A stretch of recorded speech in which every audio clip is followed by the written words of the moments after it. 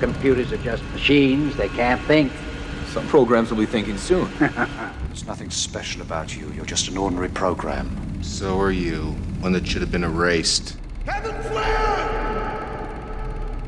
Where are you now? On the other side of the screen. It all looks so easy. I created the perfect system! The thing about perfection is that it's unknowable.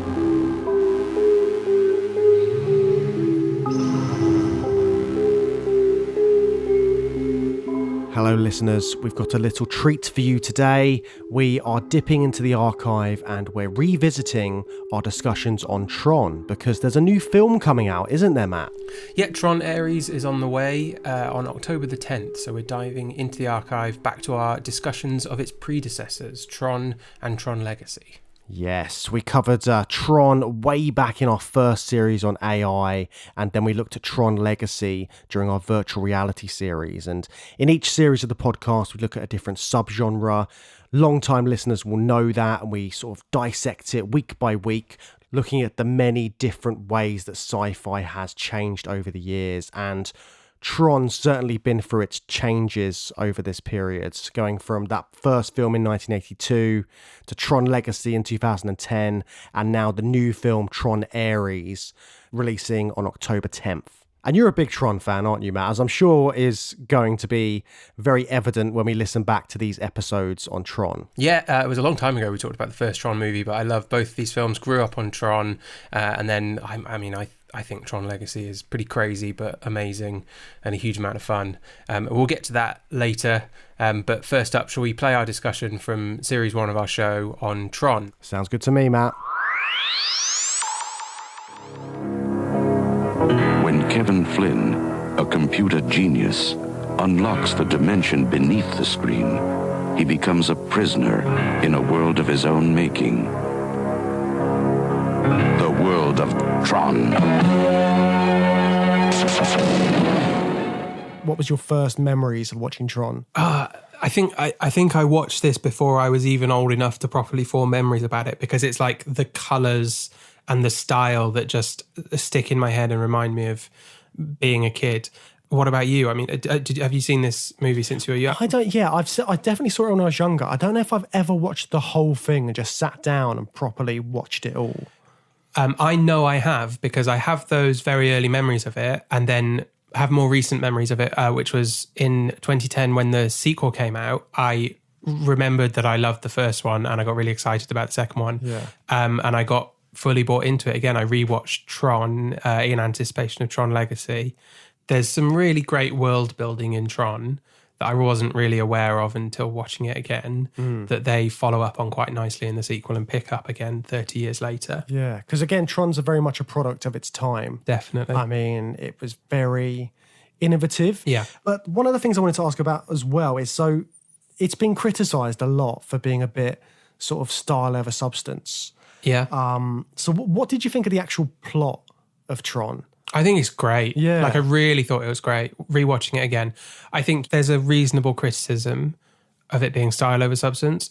And definitely when you're watching like the game scenes, so the light cycle scene, the sort of lacrosse battle, those scenes last for a really long time. And it is just showing off the style, the animation. And, you know, in a sense, fair enough, because this movie must have cost so much money, and I think for the time and the detail of the animation, it must have been a hell of a lot of an effort. So yeah you're going to want to showcase these amazing special effects. Exactly. But you dig down past that, and there's so much going on with like the religion of the world that's so interesting. And that's what I mean about the world building that made a sequel worthwhile after 30 years. There is a lot going on there with the plot that is genuinely quite hard to follow, actually. It's a much more complicated plot than I thought. And I watched this with my friend Liam, who'd never seen it before. Oh, wow. Yeah. And he was like, we were both doing it. We were sort of turning to each other, being like, just checking, like, so what's going on at the moment? Right? Oh, they've gone in and these are these guys and blah, blah, blah, and getting up to speed. And like, you can follow the plot, but it's got a lot of detail to it, and there's an awful lot going on. Yeah, again, the world building, there's a lot going on in terms of that. I feel like in terms of a film, I kind of lost interest a bit towards like leading up to the final act. When they're on the solar sail for on the like ship, 20 minutes? There's like that whole bit kind of like I just got lost. Oh, yeah. I must have checked my phone. My or something. concentration broke in, I think, the exact same bit when they're sailing along that coloured line. Yeah, that whole bit, and I was like, oh no, suddenly it's the finale. They're doing that forever. Yeah, it's a long time. Yeah. So what's the basic introduction to this film plot wise? I think a lot of people will be familiar with it because it's so the style is really imprinted on pop culture. Definitely. Plot wise, how many people have actually sat down and rewatched this film recently? I wonder. Certainly since the second one came out. So the film starts with it's got a very Matrixy opening. We kind of zoom into, similar to how the camera goes into the falling text in the Matrix, but it's more like going inside a computer chip. And we end up inside the digital world where Clue, who is a man in a shiny suit for all we know at this point, he's a computer program who is played by Jeff Bridges. Yep. And he's communicating with Jeff Bridges in the real world, isn't he? Yeah, he's called. Yeah, I forgot that he was called Clue. Well, I know that because that's really relevant for the sequel. Ah, okay. Oh, yeah, of course. Clue's, well, we can get into it later. Clue comes back. Clue 2. He's Clue 2 because Clue actually gets killed, I think, in this opening scene, doesn't he? So you see Jeff Bridges in the computer world. His name's Clue. Mm-hmm. Don't really know why. No. And this is what I mean about it being quite a complicated plot, because all of these characters in the real world have a duplicate character played by the same actor, but essentially a completely different character. Yeah. But yeah, it's great because the program is played by the same actor who the human character is their user. So they have that link with that. It's kind of like the whole God created man in his image. Mm. So all these programs are created in the image of their programmer. Yeah. So we don't always see the programmer, and that relationship it's not really made explicit with all of those characters because it would take forever to explain every single human character. But the majority, all the main characters you see. So Jeff Bridges' first character is Clue. Yeah, and he's hacking into a system that we don't know a lot about at the start of the film, but he's captured. Jeff Bridges in the real world, Flynn, is booted out of the system, and Clue, the program in the system, is captured by the bad guys. Yeah, so then he's de-resed is what they call it, don't they? Yeah, it's cool. De-resed, I like that. De-resolution, I think. Yeah, so we start off in the sort of like artificial virtual world, and then we see sort of what's going on in the real world afterwards. Yeah. And is that the moment where we see the corporation for the first time? Yeah. So Alan, do we get introduced to Alan, who's Bruce Boxleitner? Yep. Who is the main character from Babylon 5. So I absolutely love him. There we go. He's a programmer who works for the company we find out that Flynn was trying to hack into. He has developed a security program, a brand new super special security program that he's called Tron. And he's promising his bosses that Tron's going to be amazing, completely police their system. It's going to be completely independent to their system. It'll even keep tabs on the system itself to make sure that nothing's dodgy going on. Very clever program. Yeah, the system's not going to try and communicate with other systems externally, or if that happens accidentally, the Tron program will pick it up. And his boss immediately shuts that down and says, no way, mate, you're suspended from work. Everyone in your division's suspended from work because we've been hacked. And we find out that that's because the master control program actually has a lot of influence over the boss of the company, doesn't he? He's kind of running the company behind the scenes. So the master control program is played by, the voice is David Warner's voice, who also plays Sark. You see lots of scenes in it where Sark is talking to the master control program, when really it's David Warner talking to David Warner. Right, okay. Which is bizarre. So Sark is kind of the leader of the bad guys, the face of the bad guys within the system. Yeah. He's played by the same actor who plays the head of the company in the real world, David Warner, as you said. So it's that another program user relationship there. Yeah. But he's not really the big boss in either the real world or the digital world. It is the master control program, which is this super AI that has broken beyond the bounds. Again, he explicitly says that he is planning on, or has already infiltrated the Pentagon systems and the Kremlin systems, and he wants to do it again, and he wants to take over, which is why he can't have a security program running around keeping tabs on him. Yeah, and he says like he's taken over so many programs now that he's like he can't stop, basically. Yeah. He's taking over the world from the sounds of it. But when I say it's not clear what his intentions are, so what did you think he was going to do? So it's very clear that if he gets the chance, he's going to infiltrate the Pentagon and the Kremlin, which in 1982 basically meant taking over the world. But then what? What is the Master Control Program's plan? So he feels that if he's in control, everything will be more efficient and cost effective. Yeah, that would fit into the kind of business development side of him. Business theme of it, isn't it? Which comes through a lot throughout the film. Oh yeah, and he talks about I am 12 million times more efficient than the human mind or something like that, doesn't he? So he just wants to install that regime on the entire planet, I guess. That's it. So if he's in control, everything's just going to run much smoother, apparently. Yeah. The thing that kind of kept making me laugh was all of this is happening and it's a video game company. Yeah. Like the system that we're talking about that has this maniacal supercomputer is the system that runs a video game company. Yeah. Although, is it definitely just a video game company? So, because we know, so Flynn, who is the computer programmer, who we find was kicked out of this business. What's the business called? Encom. So the reason Flynn was kicked out is because David Warner's character, who's Ed Dillinger in the real world, stole his programming. He's like, he had a bunch of computer games which he was going to release. Yeah.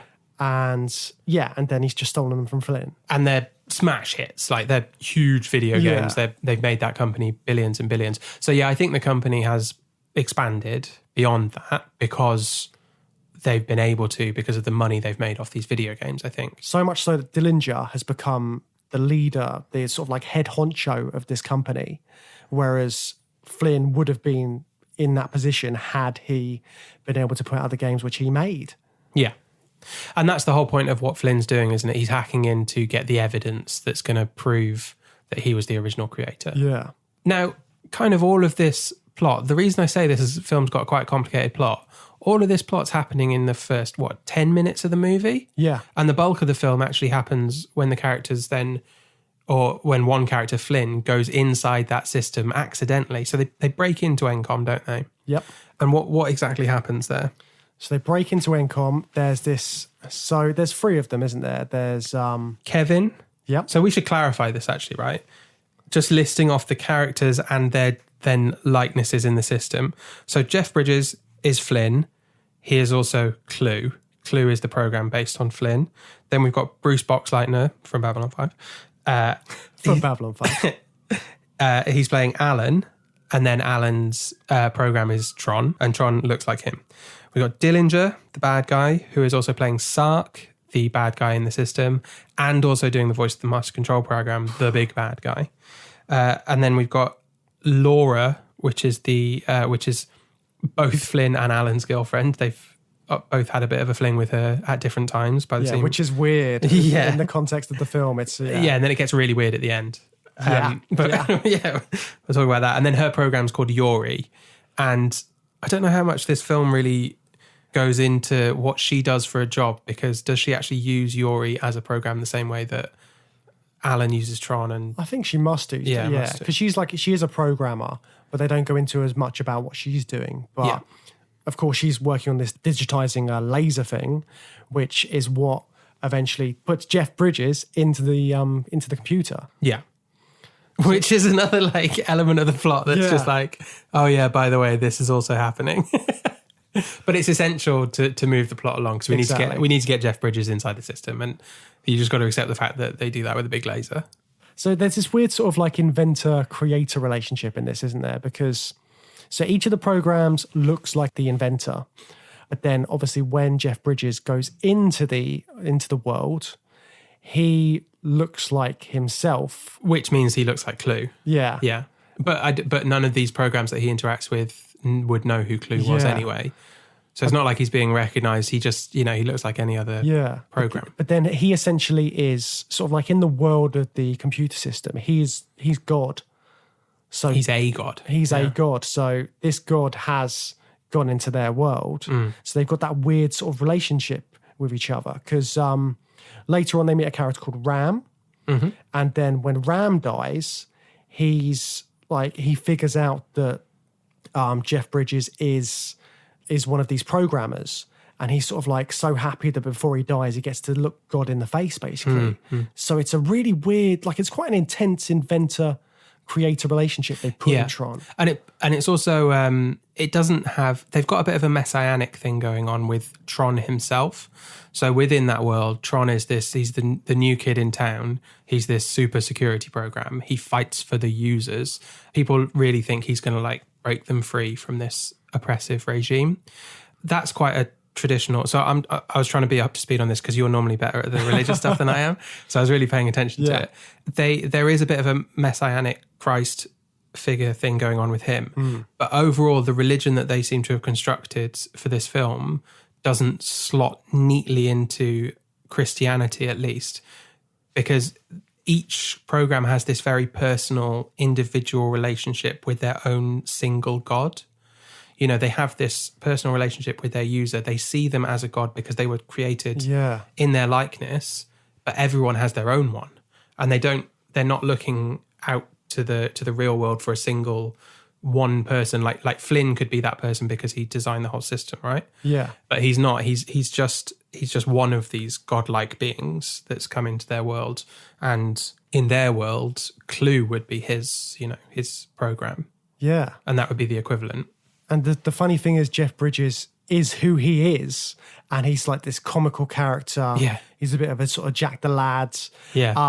And he says to Tron at one point, "I don't know what I'm doing." I love that bit because I love the way Tron reacts to it. So what Jeff Bridges says something like, I think Tron says something like, "You're a user, right? So you've got a plan. You know what's going to happen." That's it, yeah. And he's just like, Jeff Bridges, like, "No, man." He's just like being the big Lebowski character, exactly, isn't it? Yeah. But Tron's reaction, like that should blow Tron's mind, right? Yes. That these gods that created me have no idea what's going on. They're just people, not that different from me. But Tron's just like, "Oh, okay. Cool." And like, yeah, he just shrugs it off. He's a superhero character, isn't he, Tron? He just like gets on with it and he's really heroic and he proceeds to fight the big bad guy, completely undeterred by finding out. The big bad guy who is literally turns into a big bad guy. Yeah. In like a sort of Power Rangers style. Well, it's very Power Rangers, isn't it? It's brilliant. So like towards the end, Sark, for whatever reason, becomes massive. I think it's Master Control Program gives him some special power. That's it. He gives us some extra juice. Yeah. You're a user? I took a wrong turn somewhere. But if you are a user, then everything you've done has been according to a plan, right? You wish. But you guys know what it's like. You just keep doing what it looks like you're supposed to be doing, no matter how crazy it seems. Well, that's the way it is for programs, yes. I hate to disappoint you, pal, but most of the time that's the way it is for users, too. Stranger and stranger. So Flynn's zapped into this world where he's essentially a god, but he can't really talk about it because at first no one really believes him. They think he's just a bit frazzled in the head from the transport. And he finds himself in this oppressive regime and forced to play these games and fight to the death. Which again, if we go back to the style over substance thing, the games are kind of a big part of the film and it is impressive visually. But the point of the games is really interesting because the Master Control Program wants to subvert this religion that they've developed for themselves by making them fight to the death. If you reject the users, if you denounce your user, you get some sort of like better training, better access to training. You'll do better in the games. You'll become part of the Master Control Program system and you won't die, basically. If you refuse to do that, if you fight for the users like Tron does and believe in Tron and the users, you won't get access to that training, that equipment. You're going to get killed. Yeah, and there's this weird sort of like sectioning off, isn't there? Because I think this is the first film we've seen where there's a group of sort of AI on the human side and there's a group of AI against them. Yeah. So it's that division which we haven't really seen. Yeah, definitely. But it's done in a fun, light-hearted way because it's a Disney film. Yeah, but that's why I really like it. And that's why I think it holds up, is that it does have all that style over substance stuff.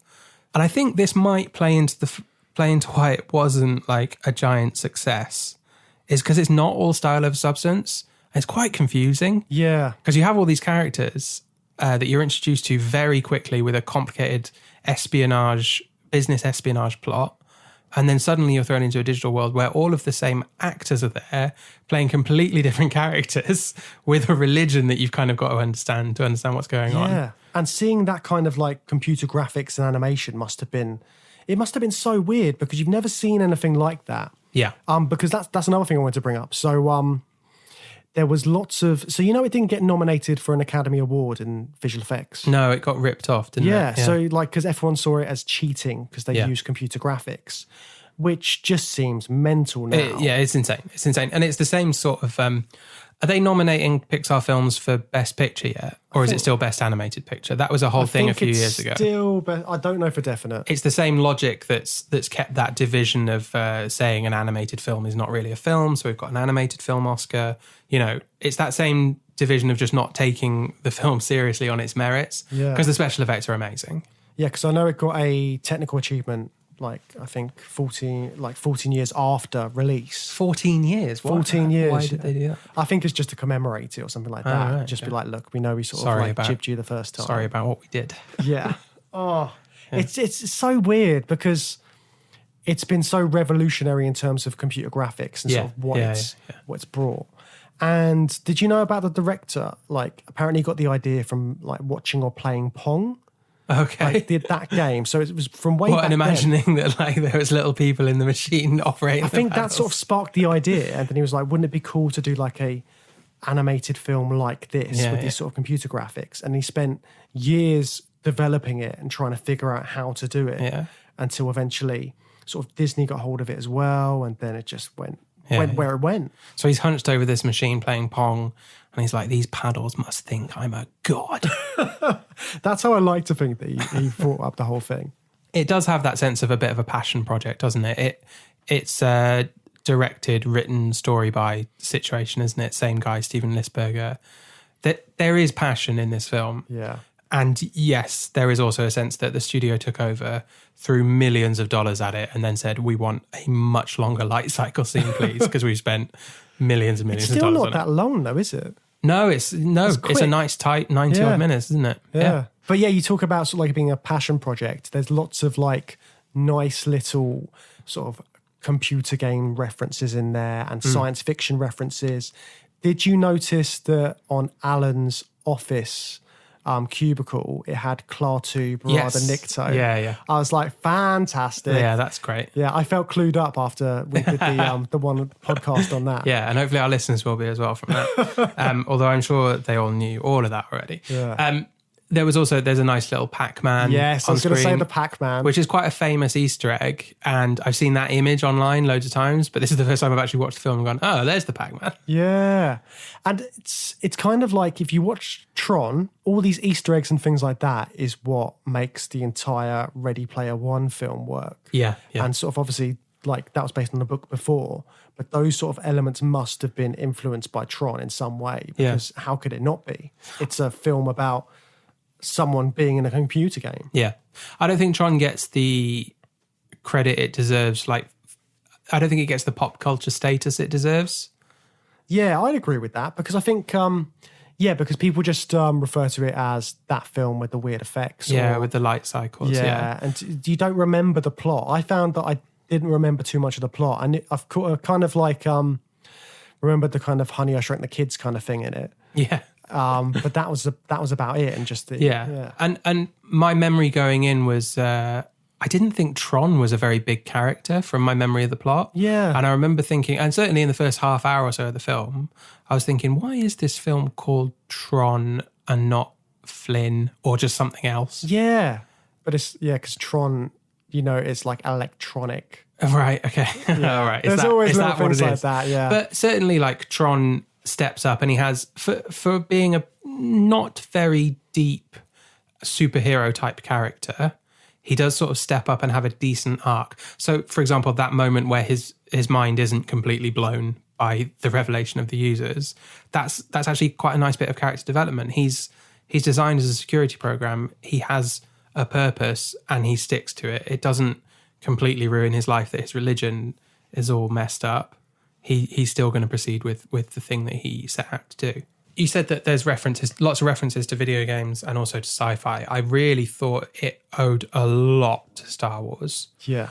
from the shots of it's not a spaceship, is it? But whatever you would call that ship that the bad guys are based on in the digital world, there are shots where that cruises into view like a Star Destroyer. Definitely, yeah, that's what I was thinking when I watched it. The bad guys are really, really similar to stormtroopers and the Empire and all of that. The way they sort of like walk around the ship's deck. And even the relationship between Sark and the MCP is incredibly similar to Vader and the Grand Moff Tarkin, I was thinking of. Oh, right. Oh, yeah. But that as well. I was thinking more the Emperor, because you know the way Vader communicates with the Emperor in the first or second film. You know, we don't actually see the Emperor, we just see like a big holographic projection of him. And also it's a sort of private thing. So Sark is still scary to the wider world, but then we see in private that there's a bigger bad guy that he's afraid of. Yeah, and the MCP's like torturing him at points. Yeah, and things like that.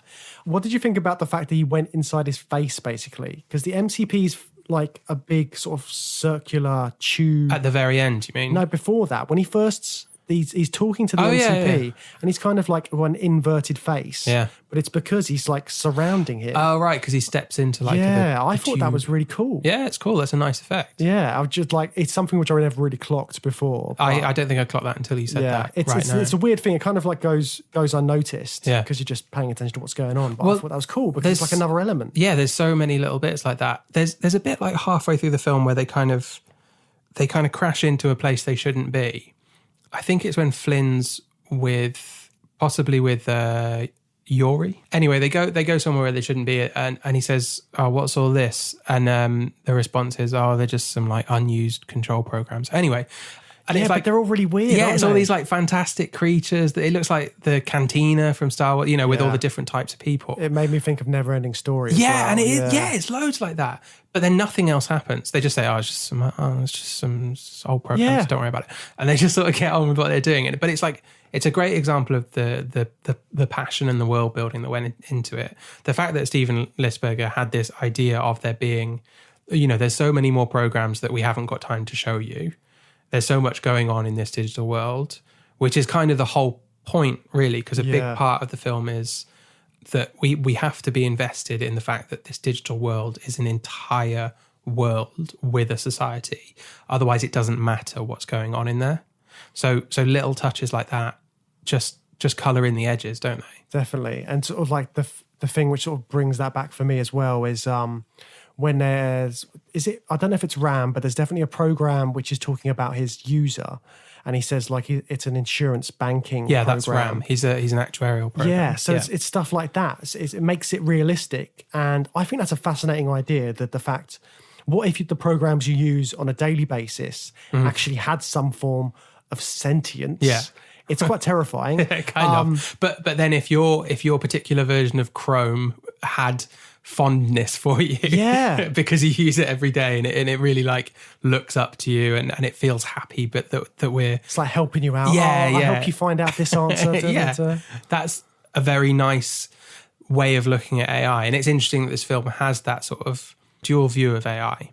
And what did you make of that? Because what I think is quite interesting is that the religious aspect of it gives those AIs that are fully formed characters in this film, the programs, there is a sense of subservience to them. Yeah. And the master control program is the only really independent AI that's really just acting on its own desires, right? But it's obviously the bad guy, and it's got really like nefarious intentions, and yet it is the free thinking one in that world, isn't it? It's not just living day to day because it's madly obsessed with its user and just wants to make it happy, right? Yeah. It's tricky because the reason the master computer program has got so powerful is it's taken so many different programs into itself. Yeah. And taken over so many systems. But yeah, I can see what you mean, because basically all the programs are slaves. Yeah. They're slaves to their users. Sort of. I don't know. They're more like pets. Yeah, that's a better way of looking at it. I think that fits better with what it's doing thematically. They have a sense of self, but they just live to please this sort of all-powerful being. It is like having a dog, and then, these users aren't always logged on, And then when they log onto their computer, it's like coming home at the end of the day and your dog's really happy to see you. Yeah. There's your actuarial program who's really happy to see you and wants to help you do some insurance. But then there was the weird other programs as well, like the weird floating, like... Bit? Bits, yeah. What were the bits? Bit is just a bit. Just a bit. A little bit. No, it's... So like a 16-bit. So another thing that makes this film so impenetrable, I think, is that it's just littered with computery jargon that they just breeze through without giving you any time to digest it. But a bit would be, isn't a bit the smallest measure of computer data?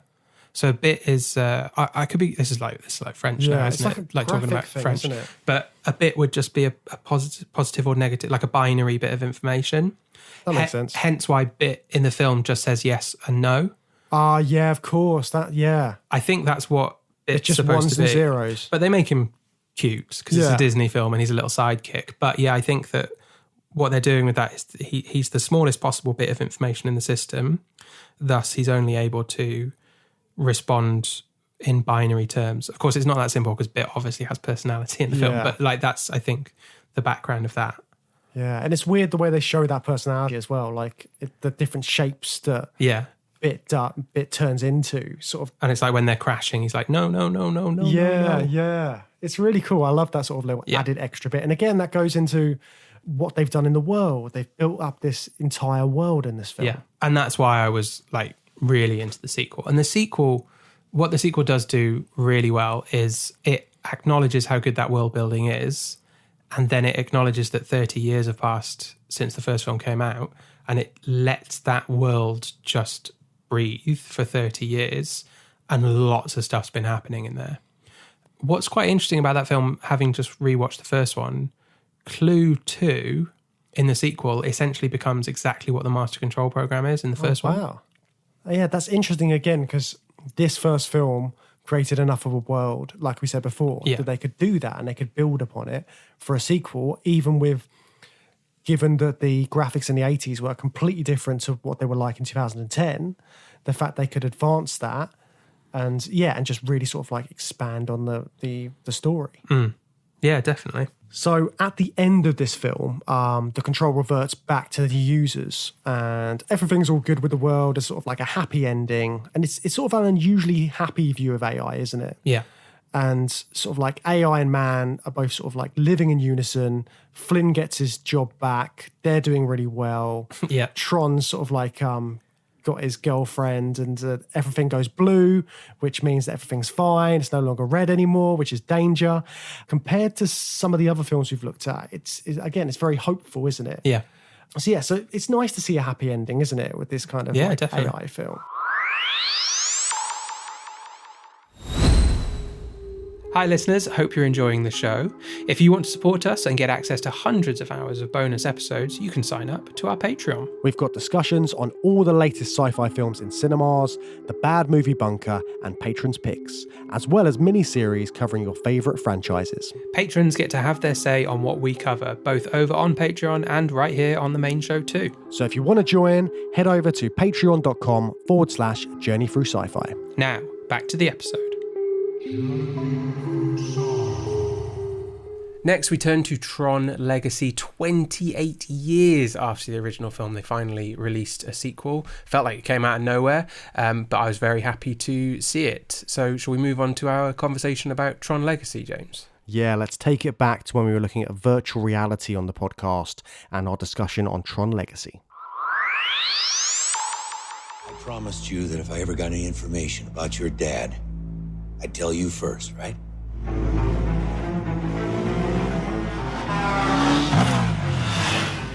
I was paged last night. Came from your dad's office at the arcade. So? The number's been disconnected for 20 years. 2 nights before he disappeared, he came to my house.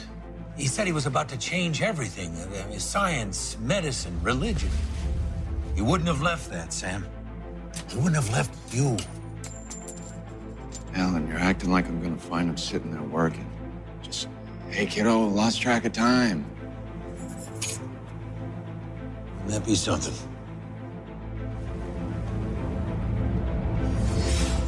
So yes, we are trapped in virtual reality We are looking at Tron Legacy from 2010. I had a lot of fun revisiting this one, Matt. I'm just going to say this outright from the start. Yeah, me too. I love this film.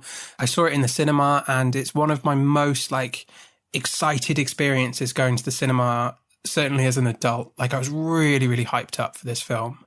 And it totally lived up to my expectations when I first saw it. And then when I unpicked it in my head a little bit in the weeks afterwards, I was like, oh, that wasn't very good. And I felt exactly the same way rewatching it. I still loved all the things that I love about the film. And I think there are still some pretty big problems with the film as well. Yeah, because I remember back in series 1, we talked about the first Tron film. And I think a lot of that obviously directly relates to this one. And when we were having our chat back then, you said something like you and one of your mates were sort of trying to rewrite the ending. Yeah, my good friend Sykes, we spent the whole drive back home, I think, just talking about how it should have ended.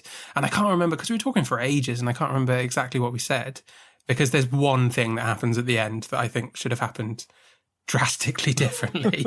And I know that was the key point that we agreed on. So we'll talk about that when we get to the end of the movie. But yeah, I still hold 11 years later that there's a massive problem with the third act of the film that just it's just hanging. Yeah, I'm sure we're going to get into that as we go on. So to start off though, the way we're talking about Tron now, you can tell that we're fans of the sort of the series, the first film. It has such a fandom around it, doesn't it? And I think all of the people that were involved in making this sequel in 2010 were all big fanboys of the film. So do you know much about sort of how it got made and sort of the early incarnations of this film? Well, I had completely forgotten that this existed, but when we were doing our reading to get ourselves caught up on it, I remembered that there was a short movie, not a trailer, just a demo movie that Joseph Kosinski made to promote this, like you would do a demo if you're a musician. He basically made this short film to show his vision for the Tron universe. And I definitely saw that. I think it came out a couple of years before the film came out, and I saw it online. And that's why I was so hyped up when I went to see it at the cinema, because I'd seen this clip. I love Tron, and it just looked really cool. I was really excited about it. And I also think, did the soundtrack album come out before the film? They usually do, don't they? You can usually listen to a soundtrack. Yeah, usually they're sort of hyping it up beforehand, aren't they? Yeah, I think I was listening to the Daft Punk soundtrack for 2 weeks before it was out in cinemas and just getting really excited, because, I mean, the soundtrack's incredible. I'm not a huge Daft Punk fan. I like all the hits that everyone likes, but it's, it's bringing their style of music with an orchestra, and it's just an incredible soundtrack album. Because it was Oscar nominated, wasn't it, the soundtrack for this film? Not surprised. Well deserved. What did it lose to? I can't remember, but I know it was nominated. Didn't quite win, but yeah, it definitely deserves a mention, because I mean, it's an awesome soundtrack. Everything about this film, you can tell so much effort's gone into making it. But yeah, it's interesting that sort of test footage came out first. So from what I can gather, I watched a little behind the scenes documentary on the Blu-ray copy that I have of the film. And they were talking about, so it got released at San Diego Comic-Con beforehand. And basically what Joseph Kosinski said to Disney was, it's going to be hard for me to describe what I can do with this film without actually going out and doing it. So he said, give me a little bit of money, we'll shoot some test footage and then see how it goes down. So yeah, so he got Jeff Bridges on board. Jeff Bridges was really sort of into making a sequel. So he got him. They started shooting some test footage and stuff. And then, yeah, it culminated in this sort of short trailer that they showed at Comic-Con. And the response they got from that was massive. So obviously Disney were like, okay, let's make this film. Because also this is coming out post Matrix as well. So all of that sort of baggage is surrounding this kind of film, which is centered around virtual reality and how to make it different and still true to the Tron legacy, for want of a better word, but still have that sort of edginess that films like The Matrix have. Yeah, it's got that feel of being a post-Matrix VR film, hasn't it? I think it comes out most in the character of Rinsler, who well, I guess we might as well just say Rinsler is Tron, the original program Tron, who's been corrupted, but he's living this sort of corrupted life as the greatest kind of games warrior character in the deathmatch tournaments that the programs love watching.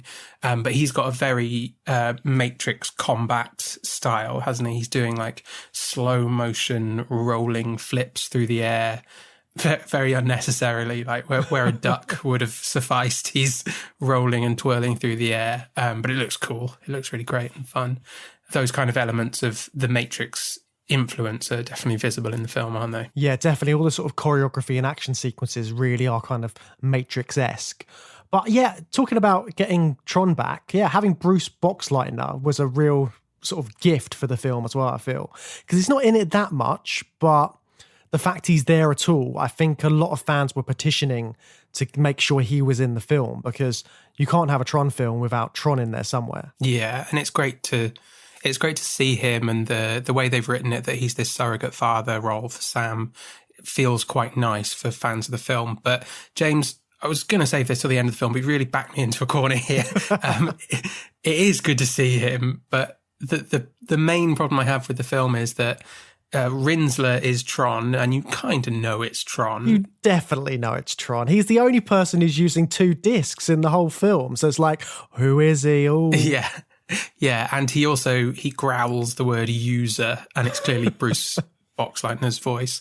And yeah, you want to see Tron. I want so much to see Tron.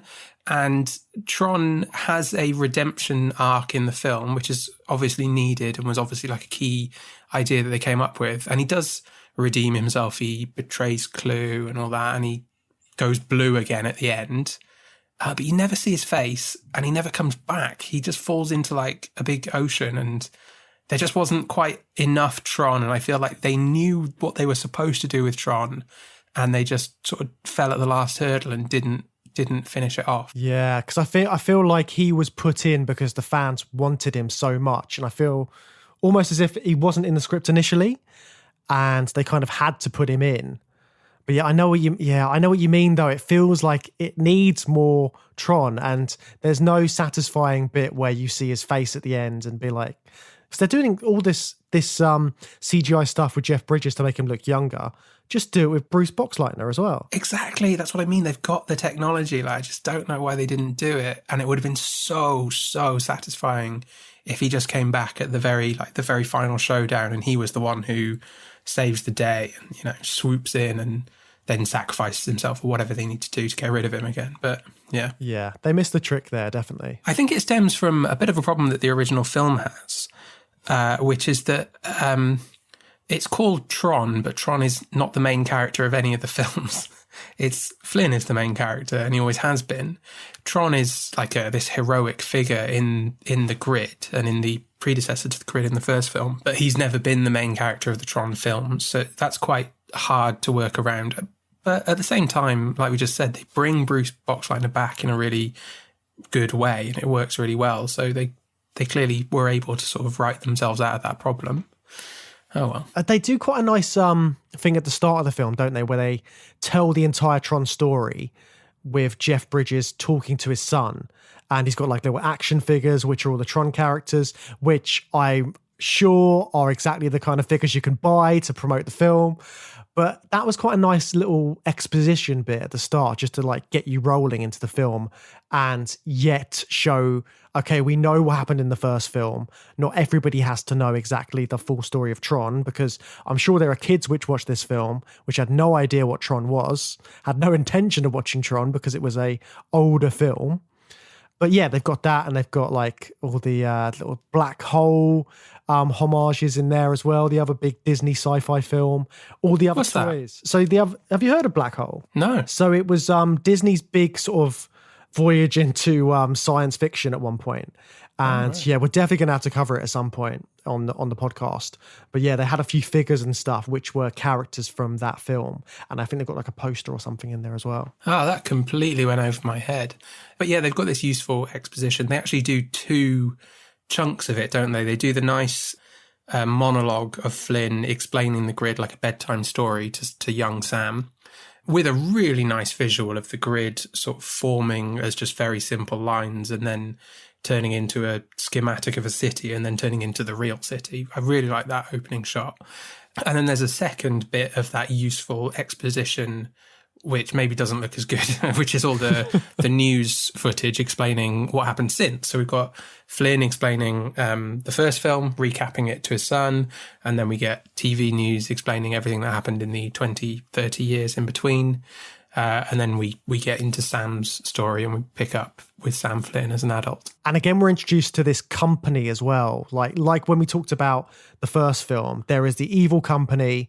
They kind of take a back seat in this film. They're not really focused on for very long. They're in there for a second at the start. You've got Cillian Murphy in there playing the son of the evil guy from the first film in there as well. And I feel like this was all sort of set up to try and, if they got a third film, they would elaborate more on what's going on with the corporation. But we talked about VR as a commodity previously. They don't really know about the grid or anything like that, but they are still trying to make money out of their technology. And it's quite interesting the way they talk about technology in this. The fact that their latest software is basically just a number added to the end. They haven't really done anything extra to it. Yet Sam Flynn is like his dad. He's this sort of like techno rebel who wants to give the software out for free. How did you feel about the way they were sort of like treating technology just in that intro bit? It felt very much like the boardroom scenes from RoboCop. These sort of very evil, generic boardroom guys. But you mentioned Cillian Murphy being the son of the bad guy from the first film. Again, that is another thing that kind of annoys me rewatching it, because it's Cillian Murphy, so like he's quite a big name, not the biggest name in Hollywood, but you know who he is, you recognise him.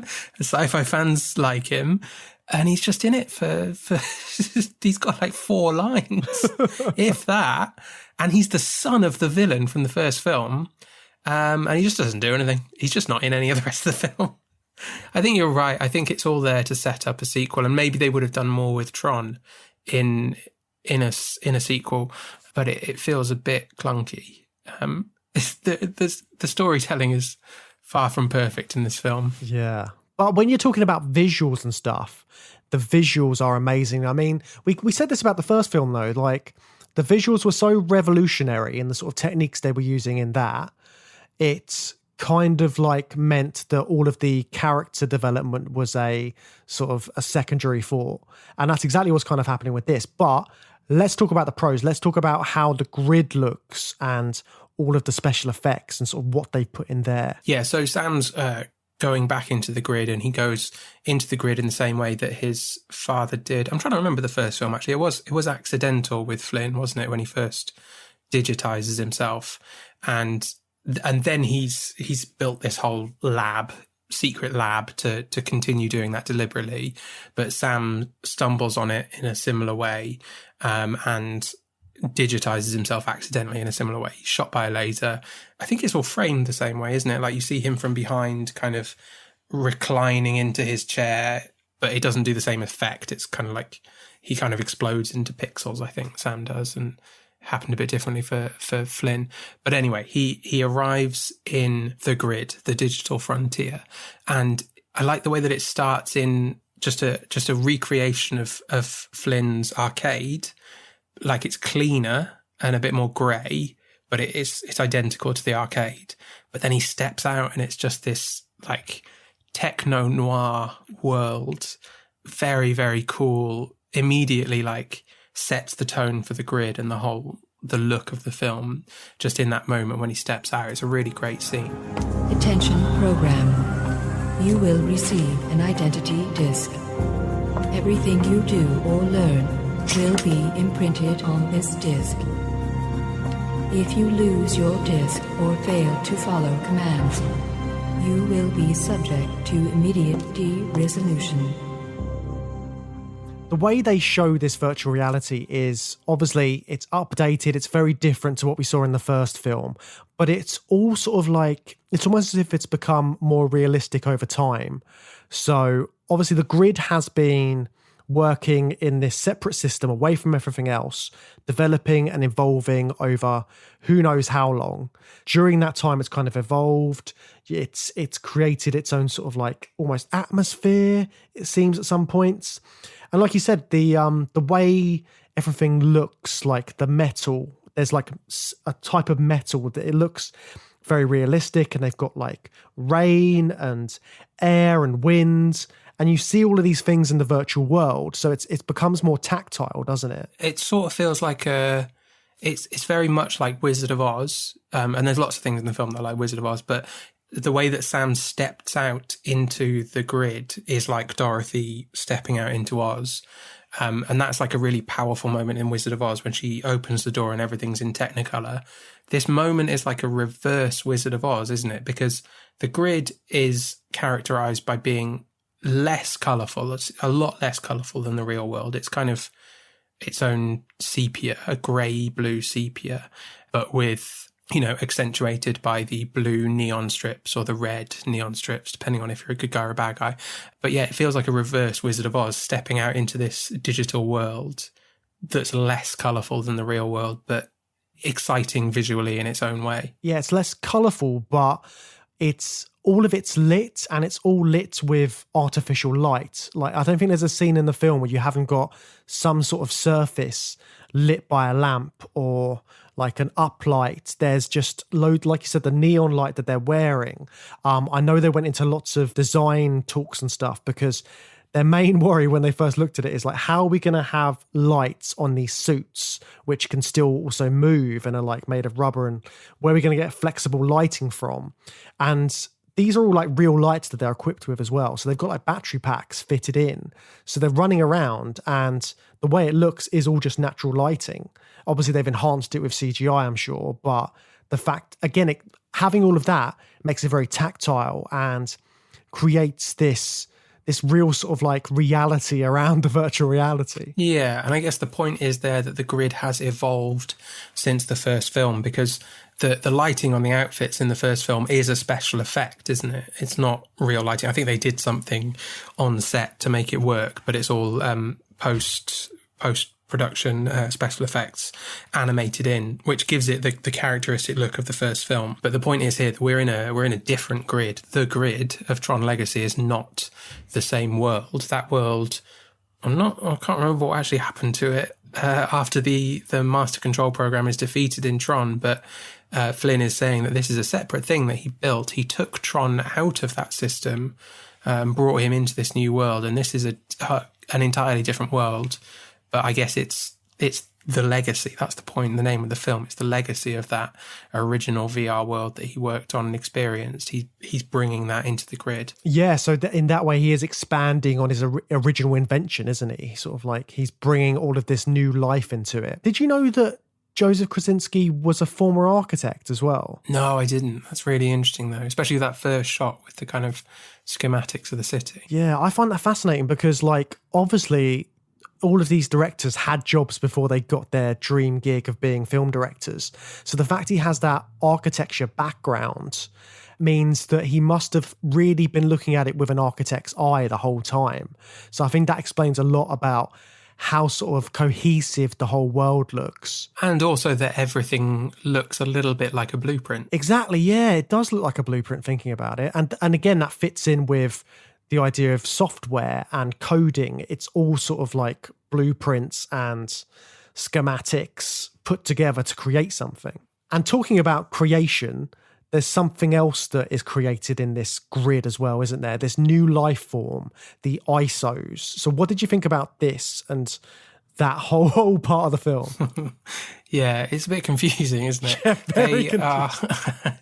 Like we talked about, when we talked about Tron in our first series on AI, we were looking at it from an AI point of view. You've got these program characters who are living these like quite full lives, unexpectedly full lives that the users don't actually know they're doing in the computer. And you've got these villainous characters with their own ideas that they want to do something different, but they're still sort of trapped within their programming.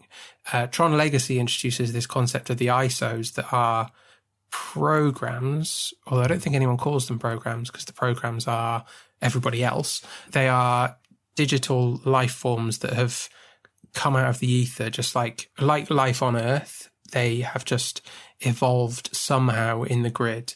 And Flynn doesn't fully understand it, but he accepts it and is very excited about it. But they're really important to the plot of the film. They're kind of the central point of the plot, aren't they? Because Flynn believes that they are going to solve all of human disease and all problems with philosophy and religion and everything. And they're going to cure everything about the human condition and completely reimagine it.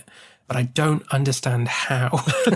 Yeah, he's putting a lot on their shoulders, isn't he? Yeah, because they go on about like the digital DNA that they're made up of and all of this kind of stuff.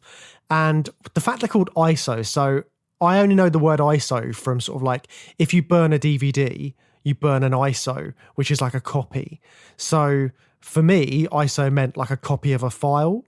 So, but they're not copies of files, are they? They're not copies of different programs. They're a whole new program, but expanded upon and sort of like, yeah, like you said, came out of the ether. They're just, and I like the way that when Flynn is talking about them, he says mankind was looking for alien life in the stars and sort of like underwater. He's looking all over the place to try and find new life forms. And then they just appear in this random virtual realm. Yeah, it works because it's Jeff Bridges, I think. That's what's holding all this together. He can say stuff like, it's bio-digital jazz, man, to explain this whole concept of what the ISOs are. And you're just sort of like, because it's him saying it and he's in dude mode from Big Lebowski. Oh, you're just kind of watching it. Yeah, you're just kind of watching it and you're like, okay, yeah, cool. But if you like it, I like it. I'm here with you. Let's go. I'm happy. Because he's become like this weird hippie guy, hasn't he? He's properly gone full Big Lebowski almost, hasn't he? Yeah, he's Big Lebowski. He's this Zen guy.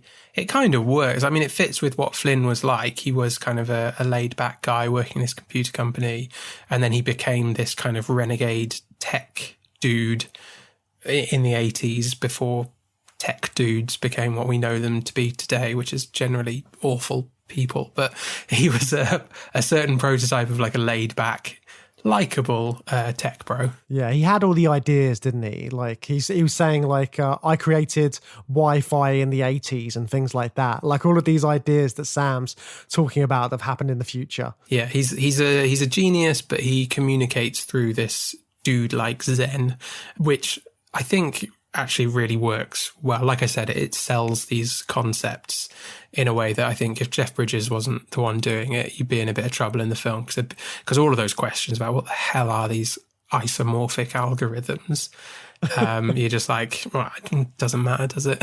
He's given us enough explanation. They're alive. ISOs, isomorphic algorithms, a whole new life form. You created them? No. They manifested like a flame. They weren't really from anywhere. The conditions were right and they came into being.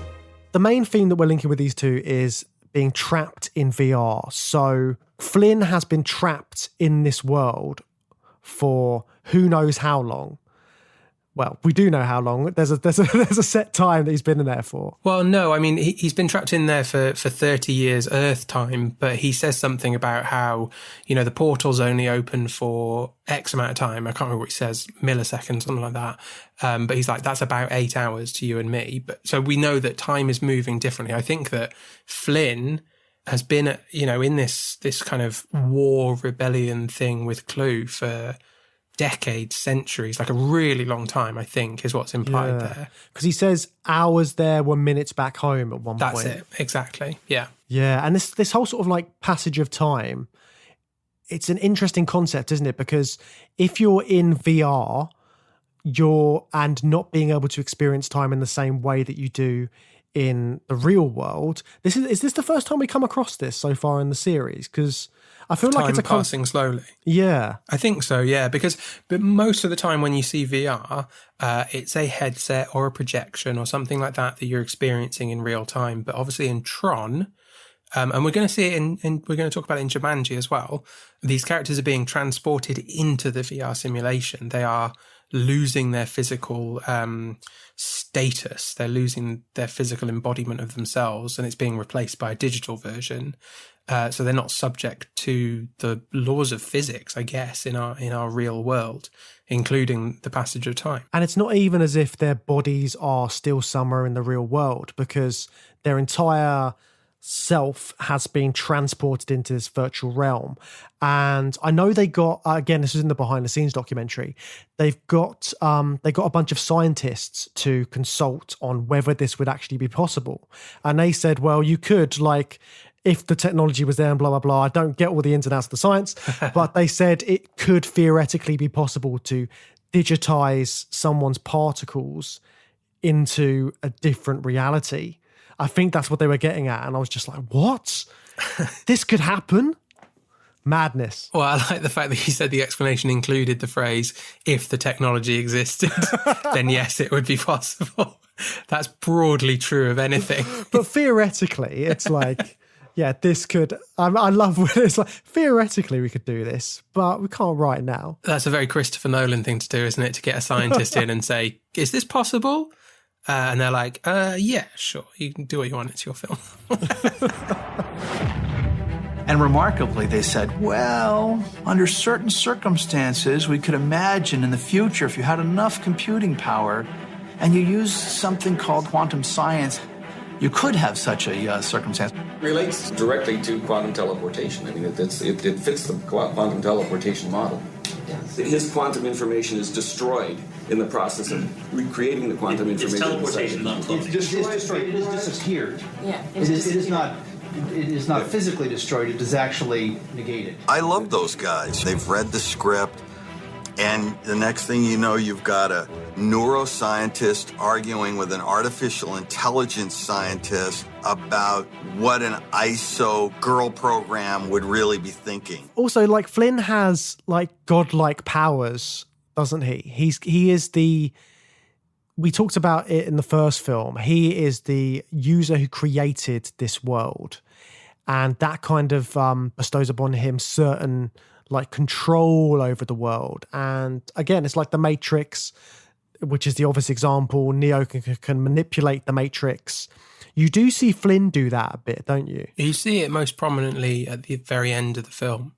And it actually comes as a bit of a surprise. I wasn't aware that he was going to have like Neo, like godlike powers until he uses them at the end. But it's set up. I mean, he's treated as a god. What's interesting about this film is that in the first film, we talked about the religious nature of the relationship between the programs and the users. Everyone has their one dedicated user, and they just view them with this utter reverence and love. That's the connection they kind of have to the users, and in general, users are like the gods to them. And that should be even more so for Flynn and the grid in Tron Legacy, because he solely created it. There are no other users. It's just Flynn coming in and visiting the grid. But when we're introduced to the film, that dynamic's been overhauled and uplifted and usurped by Clue, who's betrayed Flynn and destroyed God and replaced God and become this despotic leader. Yeah, and it's interesting, again, that user avatar relationship comes into it, because initially Clue was the avatar that Flynn was using in the first film, but in this, Clue is like a different version of Clue. It's like a digital copy of Flynn put in the grid. Yeah. So Clue in this film is a new program that he created to be his right-hand man. He's brought Tron over. Tron's this super warrior. He's his kind of like head of security. Clue's the head of operations. You know, they're going to be his representatives in the grid, creating this new society when he can't be there and kind of running the show. But I do like this idea of having the villain being the young reflection of Flynn, and having those kind of two sides of his personality facing off against each other, the young, brash, naive guy and the old Zen wise man who's learnt so much more about how the world really works. Yeah, but also the fact that Clue is his creator has given him a job and he thinks he's doing his job. So he's doing what he thinks he was put in the world to do, yet his God is saying, no, actually, you're doing a bad job. And he doesn't quite know how to take it, does he? Yeah, he goes completely psycho. But that relationship, when it's explained in like a flashback, that is one of my favourite scenes in this film and any. Just the way that Jeff Bridges delivers the line when Clue's like, am I still to create the perfect system? It's like really dramatic. He's like yelling at his creator and he's got all these, confused emotions about the nature of creation and his father and his God and all of that. And Jeff Bridges, as this Zen dude guy, just turns around and goes, yeah. I just absolutely love it. Flynn! Am I still to create the perfect system? Yeah. What did you think about the way that Clue looked as well, like the special effects on that? Oh, it's aged badly since 2010, hasn't it? Because they got that technology from Curious Case of Benjamin Button, I think. So that film came out and they were like, okay, so we can do this kind of like digital de-aging on people. Yeah, because obviously it is Jeff Bridges doing all of the Clue movements. So like he's got like the green screen kind of face on so that it matches his movements. Like, all the dots that they put on people. And I don't know how it works. It's like digital magic. It's biodigital jazz, man. Exactly. Yeah, when I saw it at the cinema, I thought it looked great, I think. I don't remember having any problems with it. I think it's aged horribly. Like, it looks like a PlayStation 3 cutscene when Flynn's talking. I don't mind it. I still really like this film, but because it opens with it and you see young Flynn.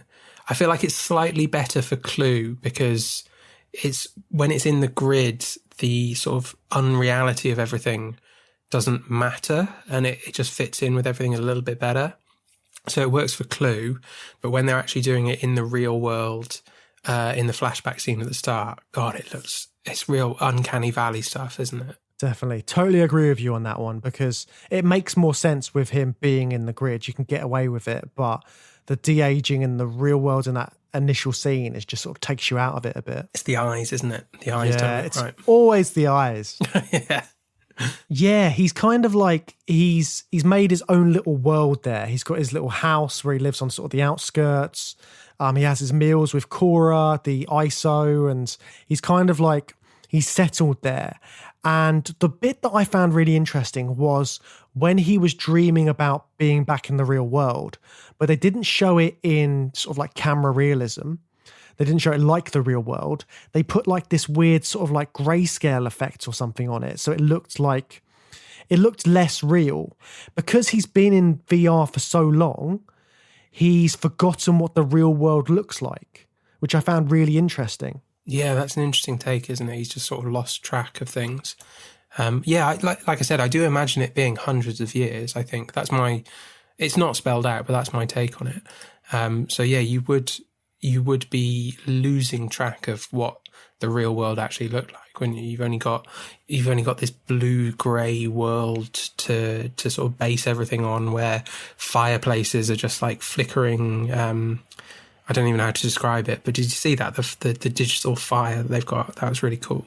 But that's his whole worldview now. That's how he perceives the world. Yeah, and that amount of time in that space, you can't imagine what the other side of things look like anymore, which I found just really fascinating. And creepy as well, isn't it? It's a creepy idea to deal with. Yeah, definitely. It's really like the fact that being like, if you imagine like playing a VR game or something, but then not knowing what the world outside of that game is afterwards, that's when the horror of VR comes in again, I think.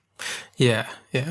And we've seen it a little bit as well. Anything that I guess there's two different types of horror that you can get into in VR. It's losing track of what reality was like. This is a new concept, being trapped in VR and losing track of things. The other one is the psychological torment of questioning whether or not what you see is real. But the way that functions in films like World on a Wire is it relies on the idea that everything looks completely real. It looks just like what your expectation of the real world is, but you just start to become suspicious and become doubtful and worry and stress and then lose your mind. This concept is more that we're seeing that the digital world looks completely different, but because it's so different, you lose track of what the real world was like. Yeah, exactly. And like all of the comparisons are still there, because we haven't really talked about Sam very much, but that's because obviously our main interest is Jeff Bridges and sort of what's going on there in the film. But Sam, who is played by Garrett Hedlund, he's supposed to be like a young Jeff Bridges, isn't he? He's not quite as engaging, for me anyway. But he's sort of like, his experiences of the real world and of the VR world are kind of like juxtaposed, because in the real world, he's diving off skyscrapers and parachuting out and stuff like that and riding motorbikes. So when he's in the VR world, he's not gaining anything. He's just using his past experiences to sort of go into the world. He's not like a user like his dad with sort of like the power.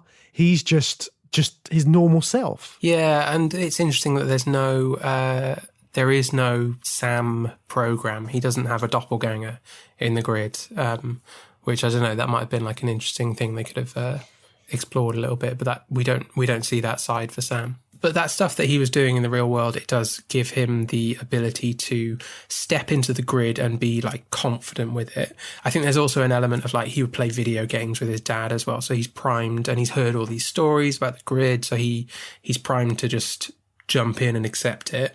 But because he is like a daredevil in the real world, he's also physically competent enough to jump into the grid and parachute off stuff with the like insect wings that he steals off a guard, or just jump onto the light cycles because he's got his dad's motorcycle and all of that.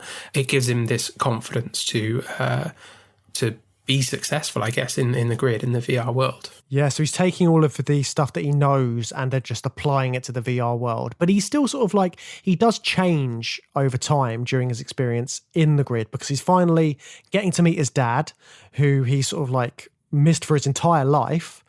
So he has all of that stuff going on, but he also sort of grows as well, because to start off, we're showing him as like this rebel. He's doing all this crazy daredevil stuff, but he won't take over the company. He won't sort of like step up and take control.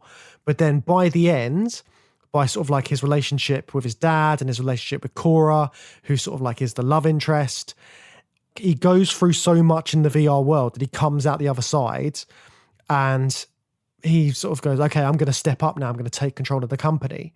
I mean, it's not as well developed as I would have liked, because there's so much other stuff going on with the action and sort of like the concepts themselves. But he is still changed by going in the VR world, isn't he? Yeah, I mean, it's decent. There is a decent plot here, but I think the real legacy of Tron that they've picked up is that it was an incredibly visual, interesting to look at movie with a plot that's kind of hard to remember after you've seen the film. And what Tron Legacy does is just do the exact same thing. It looks unbelievable. There are some set pieces that are so good. We didn't really talk about the big light cycle fight scene because there's not much to talk about there apart from the fact that it looks amazing. And Daft Punk is playing and it sounds awesome and it's really cool. And that's what this film does really well. It looks fantastic.